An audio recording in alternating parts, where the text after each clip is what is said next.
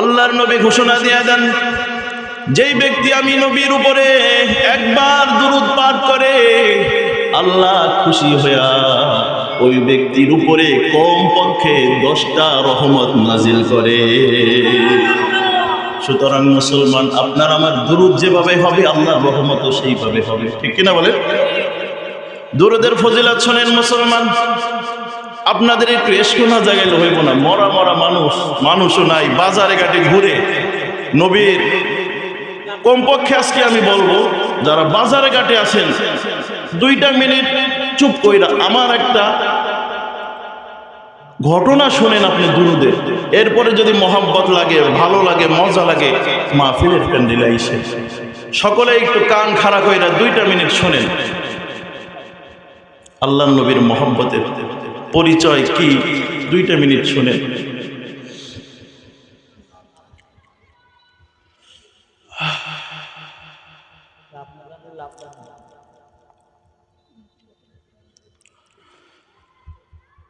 হজের মৌসুমে মুসলমান,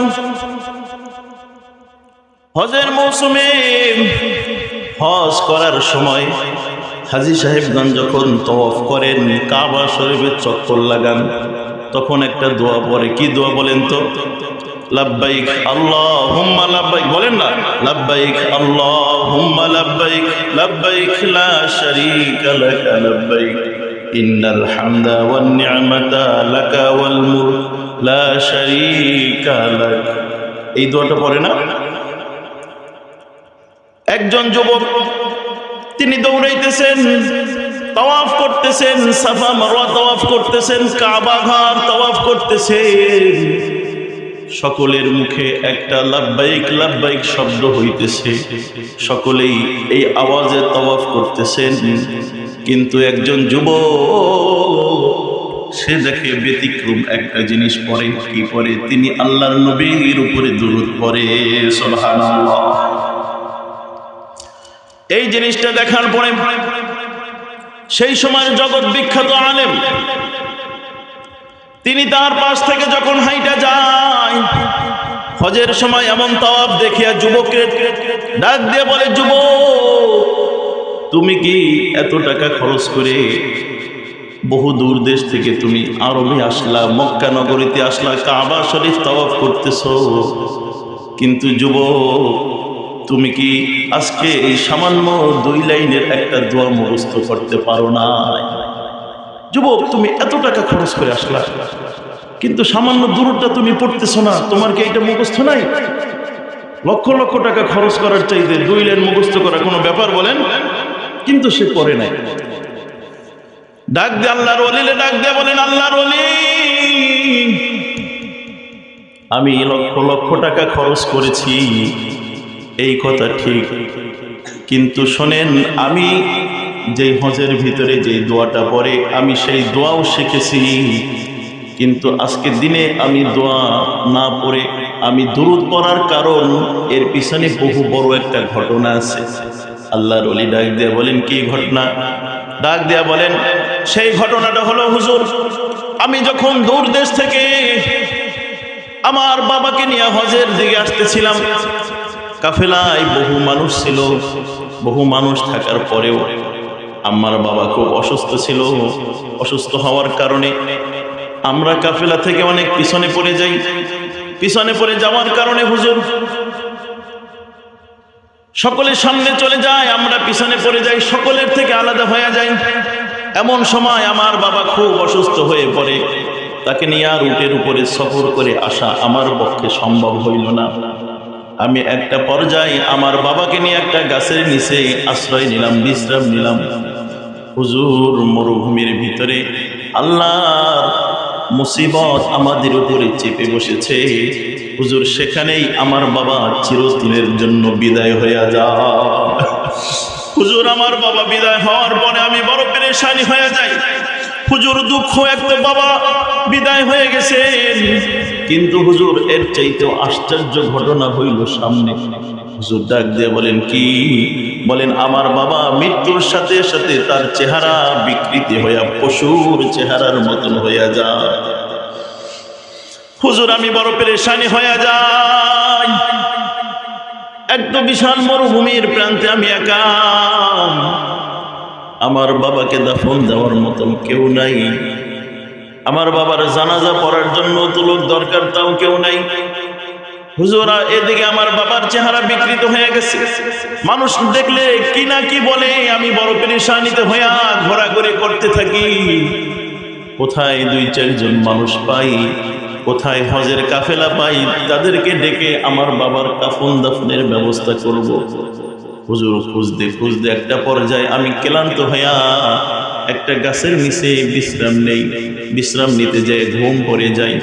হুজুর, যেই আমি ঘুম পড়ি অমনি আল্লাহর রহমত শুরু হয়ে যায়। অমনি দেখি আল্লাহর নবী আমার সামনে এসে হাজির হইয়া যায়। সুবহানাল্লাহ। অমনি তাকায় দেখি নবী আসতেছেন। নবীর ডাইন সাইডে আবু বকর, বাম সাইডে ওমর। সাহাবাদের একটা বিশাল জামাত নিয়ে আসতেছে। আমি তাকায় দেখি নবীর গায়ে ধুলোবালি মাখা। আল্লাহর নবী সবুজ পাগড়ি পরেছিল। আল্লাহর নবীকে দেখে বললাম, আমি তাকে চিনতে পারি নাই। আল্লাহর নবী জিজ্ঞাসা করেন, হে যুবক, অমুক নামের একটা লোক এই মরুভূমি দেশে কোথায় আছে, তুমি বলতে পারো কিনা? আমি ডাক দিয়া বললাম, আপনি কে? আল্লাহর নবী ডাক দিয়া বলে, যুবক, তুমি যেই মদিনায় যাইতেছো, মদিনার সম্রাট, মদিনার বাদশা, দো জাহানের নবী, নবী মুহাম্মদুর রাসূলুল্লাহ সুবহানাল্লাহ। যুবক ডাক দিয়ে বলেন, ইয়া রাসূলুল্লাহ, আপনি কেন আসলেন? রাসূলুল্লাহ, এই মরুভূমির ভিতরে আমার বাবা তো ইন্তেকাল করেছেন, আমি তো তাকে নিয়ে বড় পেরেশান। আমার বাবার জানাজা দেব, আমার বাবার চেহারা বিকৃত হয়ে গেছে। রাসূলুল্লাহ, আপনি বলেন কেন আসছেন? আল্লাহর নবী বলেন, আমি রওজায় ছিলাম, প্রতিদিন আমার রওজা মুবারকে 100 বার করে অমুক ব্যক্তি প্রতিদিন দুরূদ পাঠাইতো। সুবহানাল্লাহ। আজকে 2-3 দিন যাবত আমার কবরে সেই লোক আর দুরূদ পাঠায় না। যেই লোকটা আমার প্রতিদিন 100 বার খবর নাই, আমার উপরে দুরূদ পড়ে, সেই লোকটা আজকে 2-3 দিন যাবত আমার কোনো খোঁজ নেয় না। আমি বড় পেরেশানি হইয়া আমি ওই লোকটার খবর নেওয়ার জন্য হাজির হয়ে গেলাম। আল্লাহর নবী ওই যুবক বলেন, এরপরে তাহারা দেখলাম আসলো, আমিও তাদের সাথে আসলাম। আমি তাদের সাথে আসতে আসতে দেখলাম আল্লাহর নবীকে আমি যখন ঘটনা খুলে বললাম, আল্লাহর নবী আমার বাবার চেহারার উপরে তার রহমতের হাতখানা যখন মুছে দিলেন, সাথে সাথে আমার বাবার চেহারা জান্নাতি মানুষের মতো হয়ে যায়। সুবহানাল্লাহ। ও মুসলমান, যুবক বলেন, হুজুর, এরপরেই আমার ঘুম ভেঙে যায়। ঘুম ভাঙার পরে আমি দৌড়াই আসি, কি ঘটনা, আমি কি দেখলাম, আমি যে স্বপ্নে দেখছিলাম সেটা কি বাস্তবেই সঠিক কিনা, আমি এইটা দেখার জন্য দৌড়াইয়া চলে আসলাম। ডাক দেয়া বলেন, হুজুর, আমি আসার পরে দেখি আসলে আমার বাবার চেহারা যে বিকৃত হয়ে পশুর চেহারার মতন হয়েছিল, আমার বাবার চেহারা জান্নাতি মানুষের চেহারার মতনই হয়ে গেছে। হুজুর, আমি তখন থেকে চিন্তা করলাম, আমি যতদিন হায়াতে থাকবো আমার প্রতিটা সেকেন্ড, প্রতিটা মিনিট আমি নবীর উপরে দুরূদ পাঠ করব। সুবহানাল্লাহ। তাহলে আপনারা কি নবীর উপরে দুরূদ পাঠ করতে রাজি আছেন ইনশাআল্লাহ? আরো জোরে বলেন। তাহলে সকলেই মুহাম্মদের সহিত দুরূদ পাঠ করি। আল্লাহুম্মা সাল্লি আলা, আরো জোরে, আল্লাহুম্মা সাল্লি আলা মুহাম্মাদ ওয়া আলা আলি মুহাম্মাদ কামা সাল্লাইতা আলা ইব্রাহিম ওয়া আলা আলি ইব্রাহিম ইন্নাকা হামিদুম মাজিদ।